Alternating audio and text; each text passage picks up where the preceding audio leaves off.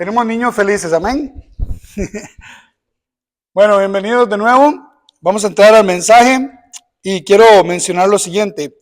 Hace unos meses tuvimos la oportunidad de llenar un mapa espiritual que fue un cuestionario que fue diseñado con algunas preguntas, y entre estas preguntas teníamos la opción de escoger entre 20 sentimientos, 20 cosas que tal vez estábamos experimentando. Entonces, en las próximas 7 semanas, comenzando hoy, vamos a tener 7 domingos hasta el 5 de enero, donde vamos a estar hablando de salud emocional, con el título, ¿cuán lejos llegarás? Esto tiene que ver con un libro de Dr. Seuss, el tema de The Places You'll Go. En español el libro dice ¿cuán lejos llegarás? Y tiene que ver con emociones. Es un libro para niños, tengo entendido, yo no lo he leído, pero de aquí se sacó esta idea del mapa espiritual. Y cuando hablamos del mapa espiritual, en ese caso el mapa espiritual tiene la imagen de Green Bay. Ustedes pueden ver, ahí está Green Bay, incluso el estadio de Lambeau Field, es el campo alegre. Pero todos tenemos una opción de escoger dónde estamos espiritualmente. Cada domingo vamos a dividir en promedio más o menos 3 sentimientos, 3 emociones que podemos estar experimentando, que hemos experimentado o que podríamos experimentar en el futuro. Las vamos a asociar o relacionar a algún, puede ser algún personaje bíblico, alguna escritura de la Biblia. Y hoy vamos a enfocarnos en estas 3. Roca de preocupación, sendero cansado, isla solitaria. Cuando hablamos de estos 3 sentimientos, cuando hablamos de la preocupación, cuando hablamos del cansancio y cuando hablamos de la soledad, estas 3 emociones, esos 3 sentimientos, llegamos a ver la historia de un hombre como Elías. Este hombre Elías, como ya se leyó, Elías va a ser la demostración más impactante en la historia, por decirlo de alguna forma, de quién es Dios, quién es el Dios verdadero. Estaba Baal, que los israelitas estaban adorando, y tenía 450 profetas, guiados por el rey de Israel en ese momento, Acab, y su esposa. Israel estaba en idolatría con Baal, estos dioses de Baal, Baal peor y todos ellos. Entonces Elías se presenta y dice, yo soy el único. Ustedes tienen 450 profetas. Y dice Elías, tráiganos 2 bueyes. Ustedes van de primero, pídanle a Baal que envíe fuego y queme al buey para hacer un holocausto, un altar, un sacrificio. Y dice Elías, el que responda con fuego, ese es el Dios verdadero. Y todo el mundo estuvo de acuerdo y dijeron, está bien, hagámoslo. Entonces los profetas de Baal tomaron el buey y empezaron a pedirle a Baal, Baal, respóndanos. Pero no se escuchó nada, nadie respondió. Pasó el mediodía, llegaron hasta la tarde, pero no se escuchó nada, nadie respondió. Entonces llega Elías, llega y da un paso al frente y le pide a Dios, en las palabras en azul, en esta pantalla. Vean lo que le pide Elías, respóndeme, Señor, respóndeme para que esta gente reconozca que tú, Señor, eres Dios. Y número 2, estás haciendo que su corazón se vuelva a ti. Cae fuego de Dios, Dios dice, está bien, Elías, eso es lo que tú quieres. Envía fuego. Antes de eso, Elías le había echado agua a todo el holocausto, a todo el altar. Le había echado agua al buey para que dijeran, aquí no hay truco de magia. Y Dios manda fuego, se enciende el buey, quemó todo, quemó hasta el agua, la lamió, dice, el fuego de Dios. Cuando vieron esto, todos se postraron y exclamaron, el Señor es Dios, el Señor es Dios. ¿Sabe algo aquí muy interesante en la petición de Elías? Elías pide dos cosas. Uno, que la gente vea y reconozca que tú eres Dios. Dos, que el corazón de todos se vuelvan a ti. Y tal vez esa es nuestra oración también. A veces queremos que todo el mundo, literal, queremos que todo el mundo vuelva su corazón a Dios. Y hermanos, y en esto que es una intención muy buena de nosotros, de los siervos de Dios, a veces hay que entender que a veces Dios nos dice, cuidado con lo que pides. Porque te voy a dar parte de lo que estás pidiendo. Pero cuidado tus expectativas se están yendo muy altas. Cuando sirves a Dios, Él está de tu lado y todo parece ir bien, ¿qué podría ir mal? ¿Cuál es su experiencia? Usted que le sirve a Dios, usted que está hoy aquí, usted que viene los domingos, usted que adora a Dios, ¿cuál es su experiencia? Nuestra lógica nos dice, le estoy sirviendo a Dios. Las cosas me tienen que salir bien. Ese es el ser humano. El ser humano que dice, yo le estoy sirviendo a Dios, todo me tiene que ir saliendo bien. Y si no me sale bien, algo pasa. Vamos a ver los sentimientos de Elías y cómo llegamos a un hombre sirviendo a Dios de una manera tan exitosa, cómo llegamos a ver a un hombre preocupado, a un hombre cansado y a un hombre en soledad. Primero que nada, preocupado, esa roca de preocupación. Acab, el rey, contó a Jezabel, su esposa, la reina, todo lo que Elías había hecho. Entonces Jezabel lo amenaza de muerte a Elías. Mañana, a esta hora, te prometo que te voy a quitar la vida. ¿Entienden? Todo iba bien en el capítulo 18. Termina el capítulo 18. Elías cree que todo el mundo está con Dios. Lo logré, dice Elías. Logré que todo el mundo esté con Dios. No todo el mundo. Había una persona que no estaba ahí. Era la esposa, la reina, la esposa de Acab. Y cuando Acab le cuenta esto a ella, ella le dice, no voy a permitir que Elías destruya lo que hemos creído en este Baal.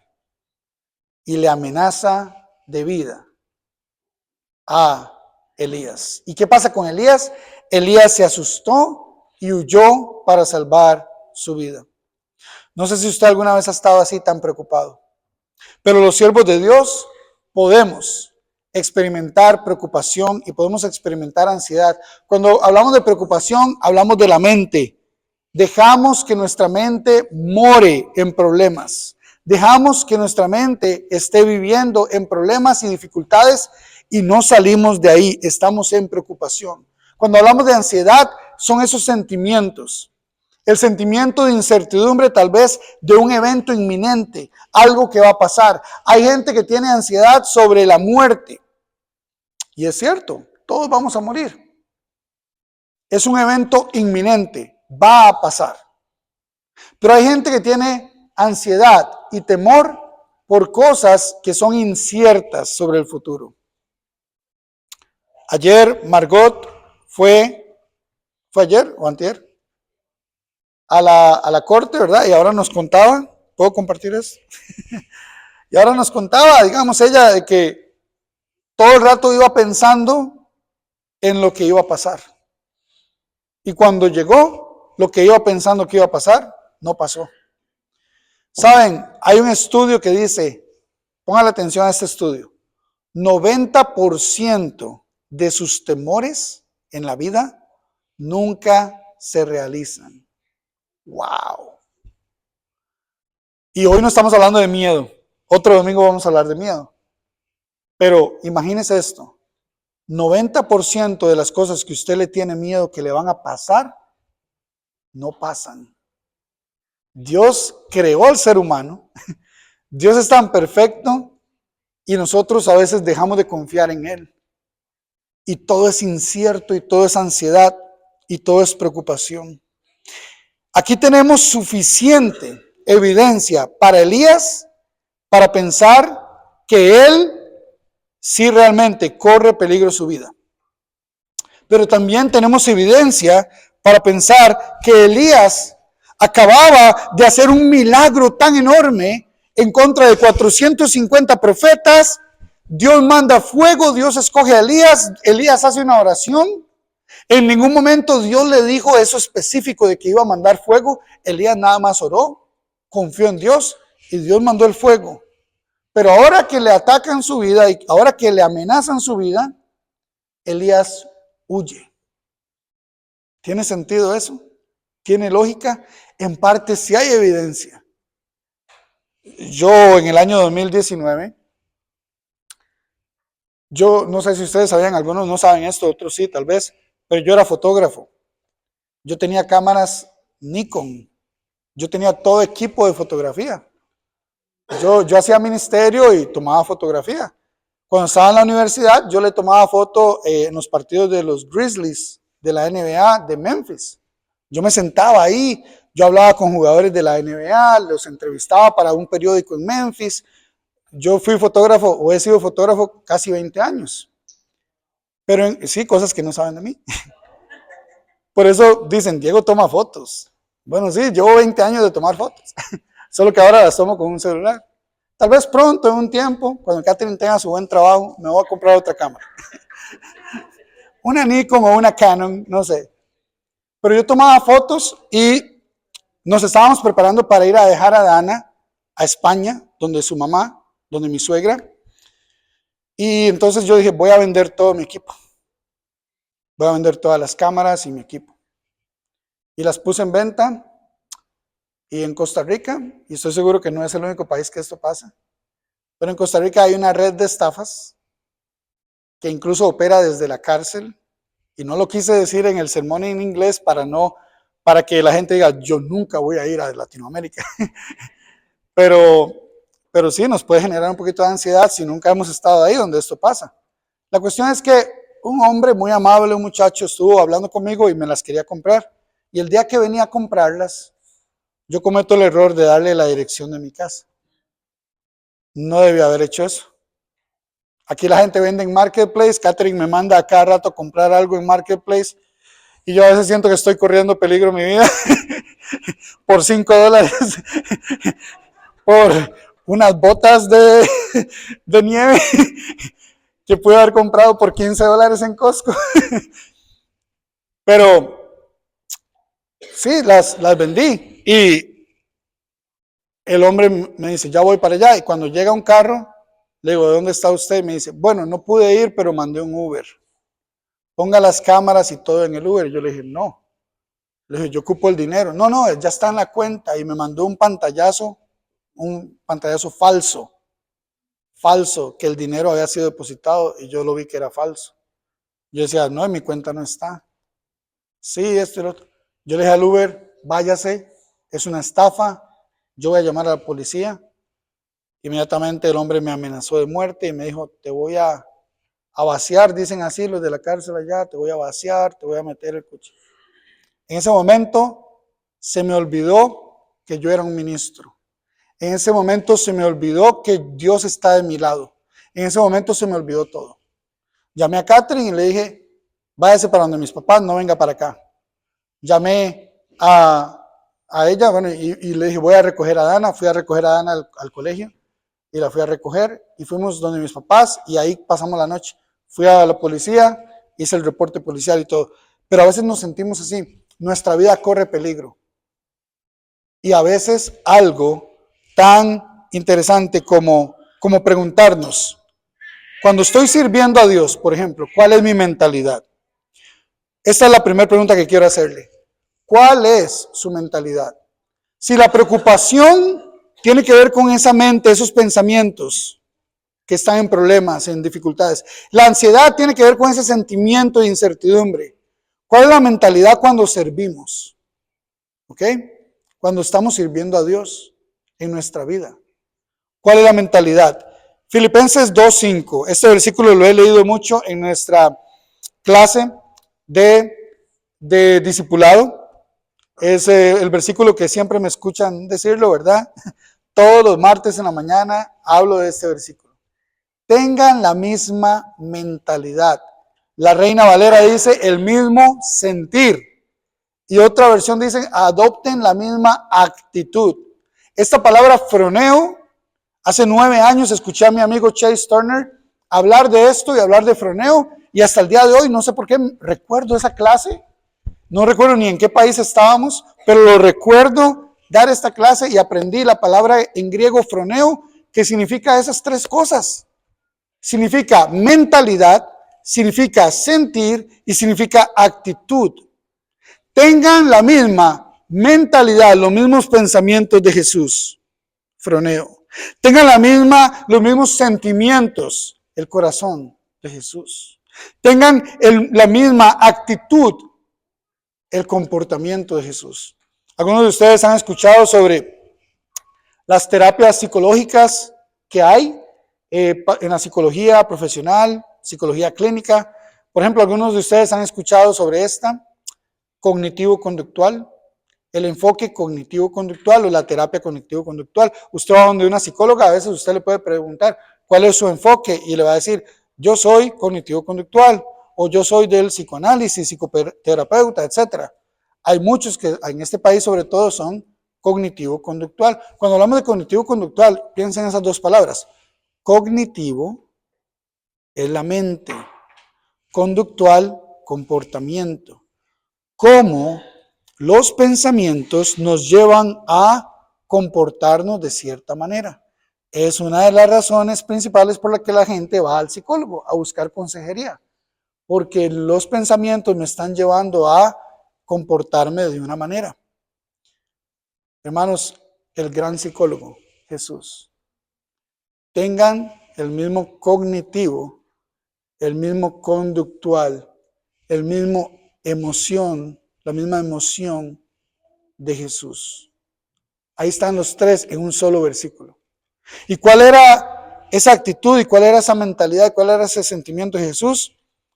Dice Jesús en el Sermón del Monte, ¿quién de ustedes, por mucho que se preocupe, puede añadir 1 hora a su vida? Está mal escrito, es 1 hora a su vida, hasta ahorita lo veo. ¿Quién puede agregar 1 hora a su vida? ¿Qué pasó con Elías?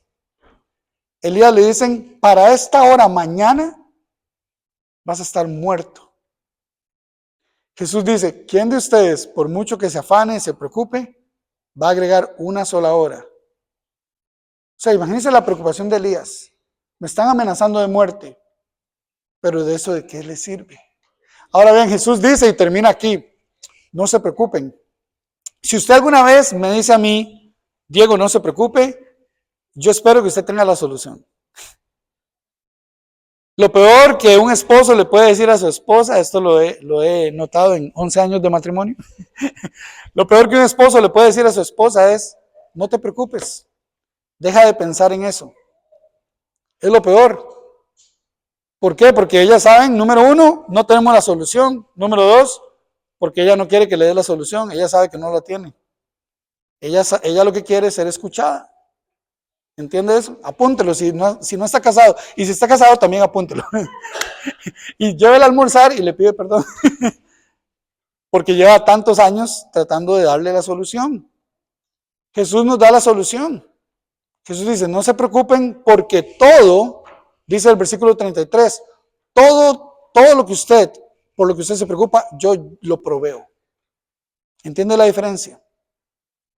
Si yo le digo a usted un problema, usted me dice, no se preocupe, yo le preguntaría, ¿por qué? ¿Me lo va a resolver? Yo sé que no me lo va a resolver. Puede ser apoyo para mí, pero solo Jesús me va a resolver todo. ¿Entienden la mentalidad? Esa fue la mentalidad de Jesús. Entonces, cuando nos preocupamos, preguntamos, ¿cuál es su mentalidad de servir? Y número 2, esto es muy importante. Suena muy pequeño, pero es muy grande. ¿Es la preocupación racional o irracional? Eso es una de las técnicas favoritas mías y Catherine. A cada rato estamos preguntándonos. Yo a veces digo algo, bla, bla, bla, bla, bla. Yo dije bla, bla, bla, bla, bla, y Catherine me dice, ¿racional o irracional? Así se vive con una psicóloga. ¿Racional o irracional? Y yo, totalmente irracional. Lo que acabo de decir, que fue bla, bla, bla. No quiero ni dar un ejemplo. Muchas de las cosas que a veces decimos son irracionales. Pero aquí, este hombre tiene mucha evidencia para pensar que es racional su preocupación. Número 2, cansado, sendero cansado. Elías caminó todo un día por el desierto y tenía ganas de morirse. ¿Cómo este hombre, hermanos? A veces preguntamos, ¿cómo este hombre? Le echamos la culpa. ¿Cómo usted, sirviendo a Dios, ahora tiene ganas de morirse? Y dice, estoy harto, Señor, quítame la vida. Tal vez usted ha escuchado en alguna iglesia o en algún grupo religioso o de alguno de nosotros que servimos a Dios, usted ha escuchado, los verdaderos cristianos y los que realmente creen en Dios no piensan en suicidio. Déjeme decirle que eso no es cierto. Aquí tenemos un hombre de Dios, Elías. Tenemos a Moisés en Números 11, a Jonás en Jonás capítulo 4. Un spoiler para el próximo domingo. Vamos a hablar de Jonás. ¿Ok? Estos hombres, Moisés le dice a Dios, me harás un favor si me quitas la vida. Wow. No hay muchas prédicas sobre eso. Muchos predicadores, pastores, como, no hablemos sobre eso mejor. Hay que motivar a la gente. No, yo me motivo al ver que hay gente que son humanos sirviendo a Dios, que hacen lo mismo que yo, que a veces me levanto y digo, realmente hoy tengo que esforzarme por levantarme y por querer vivir la vida. Porque somos seres humanos. Jonás, capítulo 4, versículo 3, dijo, Señor, te suplico que me quites la vida. Hermanos, y en ese momento Jonás ya se había resuelto todo. Eso es lo peor de la historia aquí en Jonás. Ya había predicado a Nínive, ya Nínive se había arrepentido y le dice, si me quitas la vida, te lo suplico, prefiero morir. Y a veces estamos cansados físicamente, puede ser falta de sueño o mucho esfuerzo. ¿Me ven la cara de cansado? ¿Un poquito? Digan la verdad, estoy un poquito cansado. Anoche hice algo bueno, pero que para mí fue no de tanto beneficio. O sea, sí tiene su beneficio, pero físicamente no. Una de nuestras nuevas personas aquí en la iglesia no está hoy con nosotros, pero es Nelson, el primo de Merlin, y él tiene un equipo de fútbol, ¿ok? Muy bueno. Y estábamos hablando y me dijo, ¿cuándo quiero venir? Yo, bueno, ¿cuándo juegan? Y me dice, sábado en la noche. Yo, ok, mándeme la dirección. Y le pregunté anoche, ¿a qué hora es el partido? Y me dijo, a las 11. Al final quedamos en que yo dije, no, pero después dije, ok. Y dije, pase por mí. Y dijo, paso por usted. Porque está a media hora de camino la cancha. Sí. Y pasó por mí a las 10. Nos fuimos. El partido era a las 11, pero no empezó a las 11 ni a las 12. Empezó a las 12:30 de la madrugada. Y ahí estuve yo con ellos viéndolo. Ni siquiera fui a jugar, fui a ver fútbol. Me tiré 3 partidos anoche. Llegué a la casa a las 2:30 de la mañana y ustedes notan el cansancio. Estoy cansado. Pero fui porque es un nuevo amigo que tengo en mi vida. Y ya fui. No sé si vuelva a ir. No sé si vuelva a ir un sábado en la noche, pero estoy cansado. A veces usted se siente cansado, cansada. Ha hecho mucho. Los que son padres o somos padres, las que son madres. ¿Verdad, Sujei? Estamos cansados. ¿Cómo está? ¿Para qué pregunta? Estoy cansada. Mejor voy a andar un rótulo. Estoy cansada. Estamos cansados. Pero a veces el cansancio es emocional. Es diferente. Yo prefiero el cansancio físico que el cansancio emocional. Y entonces, Dios provee las necesidades básicas. En este caso, le dice, levántate y come. Llega la voz del Señor, levántate y come. Y él comió y bebió y se volvió a acostar y durmió y tuvo todo eso. Entonces, Dios provee alimento y descanso y Dios provee límites saludables. Todo lo provee. Déjeme decirle algo. Si no descansas hoy, tu cuerpo y tal vez tu mente también, ambos, te forzarán a descansar. Cuando estamos más cansados, cuando dormimos menos, cuando comemos menos y comemos peor, nos enfermamos físicamente. Pasa. Dios nos creó así. Dios nos creó con una ley reguladora de nuestro sistema neurológico para poder descansar y poder reactivarnos, poder alimentarnos y poder continuar nuestra vida. Pero también emocionalmente. Si su mente no descansa y usted está preocupado y preocupada todo el tiempo y usted llega a tener un cansancio emocional, es donde entramos a un peligro. Cuando hablamos de cansados, también tenemos estas palabras: estresados, quemados, agobiados, sobrecargados, con falta de límites saludables. Y quizás a veces no valoramos a siervos descansados. A veces, por ejemplo, si yo les digo a ustedes, yo soy un ministro de la palabra. Oh, Diego, qué montón hace, trabaja siempre. Y en este país, sobre todo, se valora al que trabaja mucho, ¿cierto? No, es que yo trabajo 50 horas, 70 horas. ¡Wow! Ese hombre es un hombre exitoso. Es un hombre de corbata, de negocios, con un muy buen salario. Trabaja 70 horas a la semana. ¿Exitoso en qué? Exitoso en el negocio. Pero tal vez como esposo y padre y como amigo y hermano y como cristiano, nada de éxito ahí. Hay que definir las cosas como son. ¿Dónde está el éxito? Jesús dijo, vengan a mí, Mateo 11. Esto también lo he mencionado mucho en las clases de los martes. Vengan a mí todos los que están cansados y agobiados, cargados, sobrecargados. Yo les daré, ¿qué? Descanso. Aprendan de mí y encontrarán, ¿qué? Descanso. Físico, tal vez, pero más emocional. Descanso emocional. Elías tal vez necesitaba esta palabra, solo que Jesús las dijo cientos de años después. Vengan a mí, va a encontrar descanso. Y a veces decimos, no, yo sirvo al Señor. ¿Cuántos hombres dicen, yo voy a descansar cuando me muera? Y digo hombres porque es muy típico de nosotros. Cuando la masculinidad sale a resaltar y soy bien macho, yo le digo a mi familia, a mi esposa, tranquila, yo voy a descansar cuando muera. Ah, qué macho que soy. Dios nos está viendo y dice, no, vulnerable, te estás poniendo más bien en un riesgo, porque emocionalmente no vas a poder durar. Hay que descansar. Y número 3, soledad.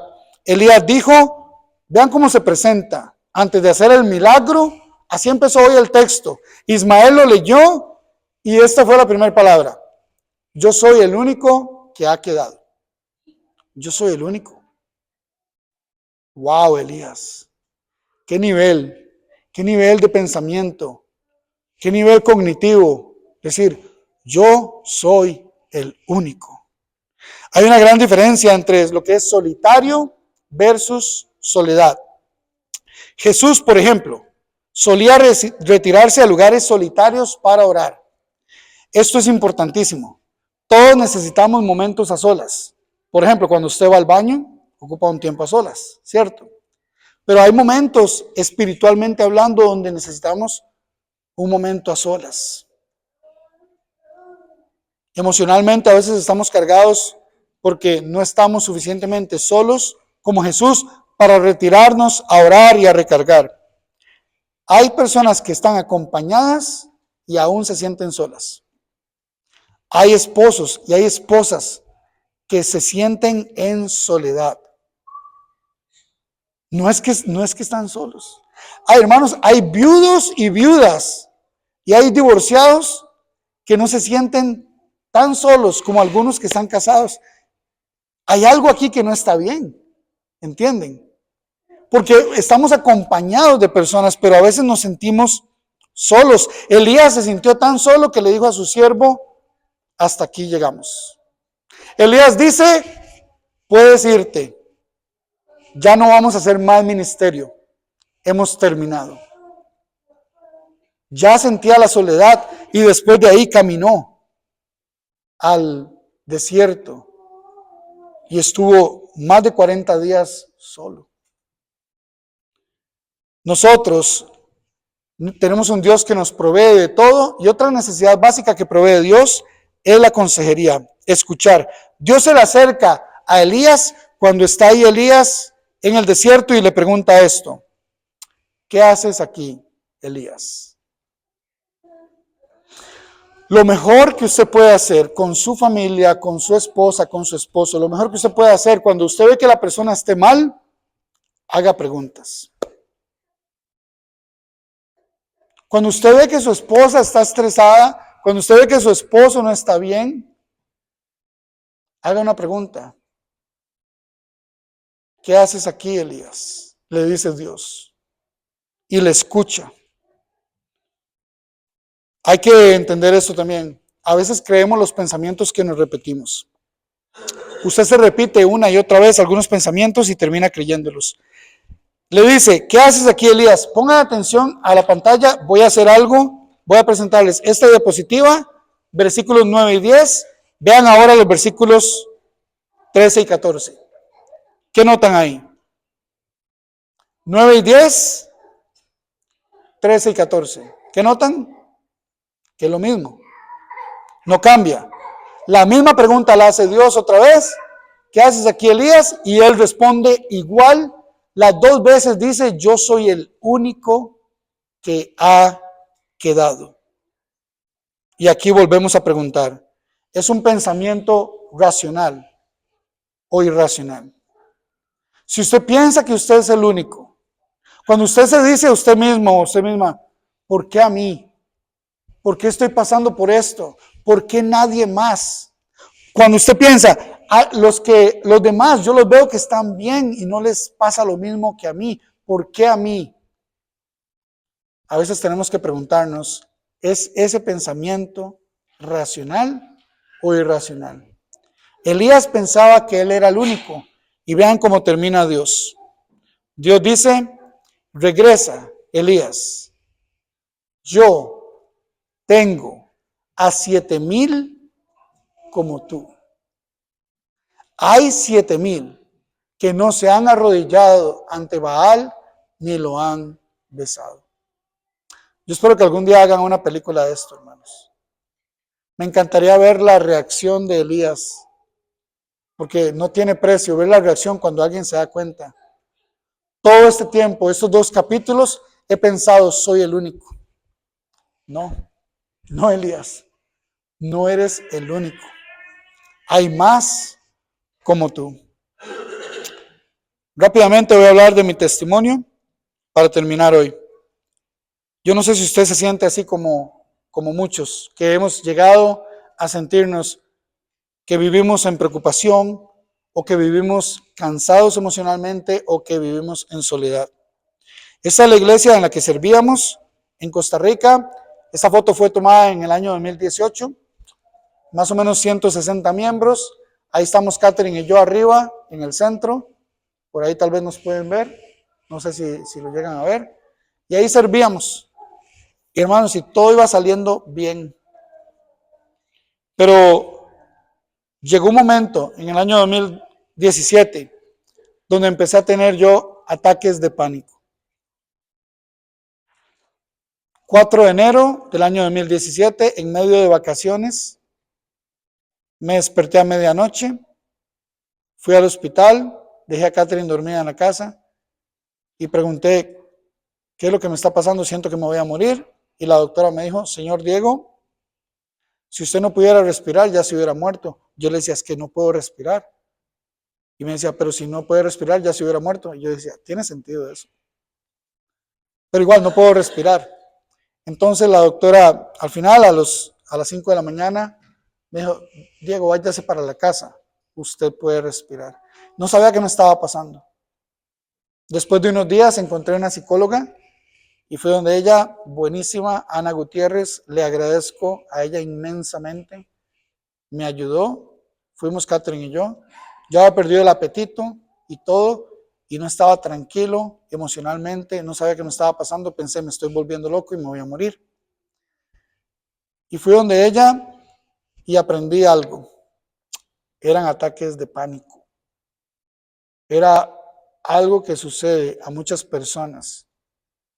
Y empecé a hablar con gente y me fui dando cuenta, incluso muchos amigos míos en el ministerio pasaban por lo mismo.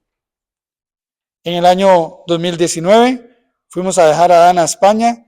Yo tuve una reunión con la Iglesia de Cristo en Manchester, en Inglaterra, y estaba en este Starbucks. Y estaba ahí, Catherine y Dana estaban en Londres y llamé a Catherine. Hermano, yo estaba sentado en esa esquina, aquí en la izquierda, aquí abajo. Estaba sentado ahí y la llamé. Hermanos, no me salían las palabras. Tuvimos que cortar la llamada. Llamé después y logramos hablar y me decía, Diego, ¿qué pasa? O sea, estábamos a por lo menos 6 horas de distancia en autobús de Manchester a Londres y yo le dije a ella, me siento solo. Sentí una soledad, hermano, nunca había sentido yo algo así. Fue algo que yo no espero que le pase a nadie más, pero sentí algo terrible. Hermanos, hasta el día de hoy, en agosto estábamos en Costa Rica, me desperté a medianoche en la casa de mi cuñada, 3 horas estuve despierto con ataques de pánico.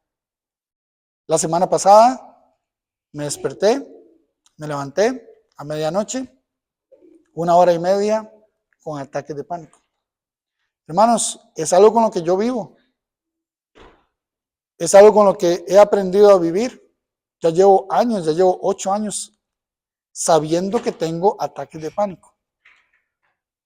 Y he podido manejarlos. Y he llegado al convencimiento de que aunque al principio fue tan difícil y tan enormemente difícil, he llegado al convencimiento, hermanos, de que Dios tiene el control. Yo deposito mis preocupaciones.